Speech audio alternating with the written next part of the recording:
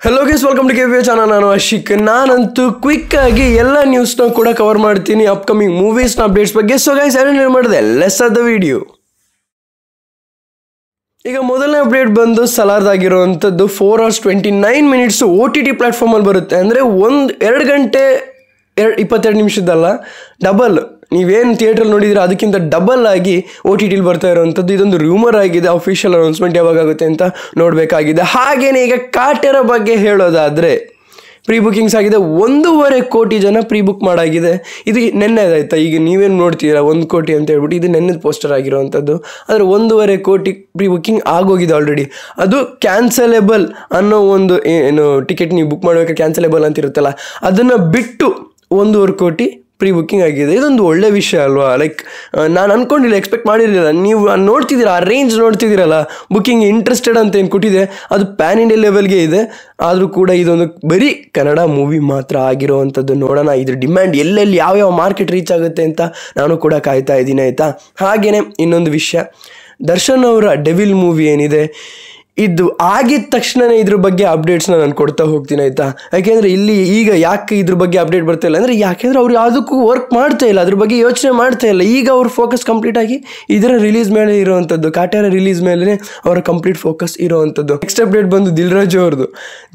ಅವರು ಕಂಪ್ಲೀಟ್ ಆಗಿ ದೊಡ್ಡ ದೊಡ್ಡ ಆ್ಯಕ್ಟರ್ಸ್ ಏನಿದ್ದಾರೆ ಅವ್ರದ್ದೆಲ್ಲ ಪ್ರೊಡಕ್ಷನ್ ಇವ್ರ ಕಡೆಯಿಂದನೇ ನನ್ನ ಕಡೆಯಿಂದನೇ ಅಂತ ಇವರೇ ಅಪ್ ಫ್ರೆಂಡ್ ಬಂದು ನಾನೇ ಪ್ರೊಡ್ಯೂಸ್ ಮಾಡ್ತೀನಿ ಬನ್ನಿ ಅಂತ ಹೇಳ್ಬಿಟ್ಟು ಕರಿತಾ ಇದ್ದಾರೆ ಅಂದರೆ ಅರ್ಥ ಅವ್ರ ಸ್ಟೋರಿನೆಲ್ಲ ಯೋಚನೆ ಮಾಡ್ತಾ ಇಲ್ಲ ಸ್ಟಾರ್ ಇದ್ದಾರೆ ಮಹೇಶ್ ಬಾಬು ಅವರು ಇದ್ದಾರೆ ಪ್ರಭಾಸ್ ಅವರು ಇದ್ದಾರೆ ಇಲ್ಲ ನಾನು ಮಾಡ್ತೀನಿ ಬನ್ನಿ ಅಂತ ಕರಿತಿದ್ದಾರೆ ಹಾಗೆ ರಾಮ್ ಚರಣ್ ಅವ್ರದ್ದು ಕೂಡ ಮೂವಿ ಬರ್ತಾ ಇದೆ ಇವರ ಕಾಂಬಿನೇಷನ್ ಅಲ್ಲಿ ಆಗಿರುವಂಥದ್ದು ನಮ್ಮ ಸಬ್ಸ್ಕ್ರೈಬರ್ ಒಬ್ರು ಕೇಳ್ತಾರೆ ಚಿರಂಜೀವಿ ಕಾಂಬಿನೇಷನ್ ಜೊತೆ KVN ಪ್ರೊಡಕ್ಷನ್ ಅಂಡರ್ ಅಲ್ಲಿ ಒಂದು ಮೂವಿ ಬರ್ತಾ ಇದೆಯಂತೆ ಅಂತ ಇದು ರೂಮರ ಏನಿದ್ರ ವಿಷಯ ಹೇಳಿ ಅಂತ ಕೇಳಿದಾಗ ನಾನು ಹೇಳೋಕೆ ಕೊಟ್ಟಿರೋದೊಂದೇ ಹೌದು ಇದು ನಿಜಾನೇ ಹರೀಶ್ ಶಂಕರ್ ಏನಿದ್ದಾರೆ ಅಂದರೆ ದುವಾಡ ಜಗನ್ನಾಥ್ ಅಮ್ಮು ಮತ್ತು ಪವನ್ ಕಲ್ಯಾಣ್ ಜೊತೆ ತುಂಬ ಸಿನಿಮಾ ಮಾಡಿ ಫೇಮಸ್ ಆಗಿರೋ ಈ ಮೂವಿನ ಇವರು ಡೈರೆಕ್ಟರ್ ಏನಿದ್ದಾರೆ ಇವರು ಚಿರಂಜೀವಿ ಜೊತೆ ಒಂದು ಮೂವಿ ಮಾಡ್ತಾಯಿದ್ದಾರೆ ಅದು ಇವರೇ ಸ್ವತಃ ಹೋಗಿ KVN ಪ್ರೊಡಕ್ಷನ್ ಅಂಡರಲ್ಲಿ ವರ್ಕ್ ಮಾಡಬೇಕು ಅಂತ ಯೋಚನೆ ಮಾಡಿರೋವಂಥದ್ದು ನೀವು ಪ್ರಶ್ನೆಗಳು ಕೇಳ್ತಾ ಇರಿ ಇಲ್ಲಿ ನಾನು ಮೆನ್ಷನ್ ಮಾಡಿಬಿಟ್ಟು ನನ್ನ ನೆಕ್ಸ್ಟ್ ವೀಡಿಯೋದಲ್ಲಿ ಹಾಕ್ತಾ ಇರ್ತೀನಿ ನನ್ನ ನೆಕ್ಸ್ಟ್ ವೀಡಿಯೋ ಬರೋವಂಥದ್ದು 29th ವ್ಲಾಗ್ ಇರುತ್ತೆ movie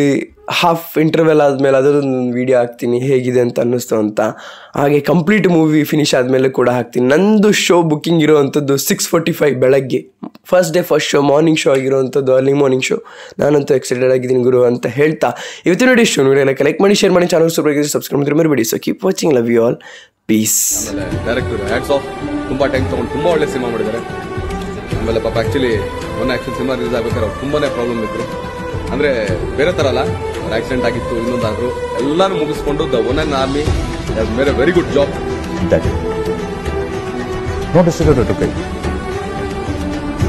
Darshan sir Dinakar sir ಬಂದಿದ್ದಕ್ಕೆ ಸಿನಿಮಾ ರಿಲೀಸ್ ಆಯ್ತು ಒಳ್ಳೆ ಅಪ್ರಿಸಿಯೇಷನ್ ಹೊಂಬಾಳೆ ಚಿತ್ರ ನಿರ್ಮಾಣ ಸಂಸ್ಥೆ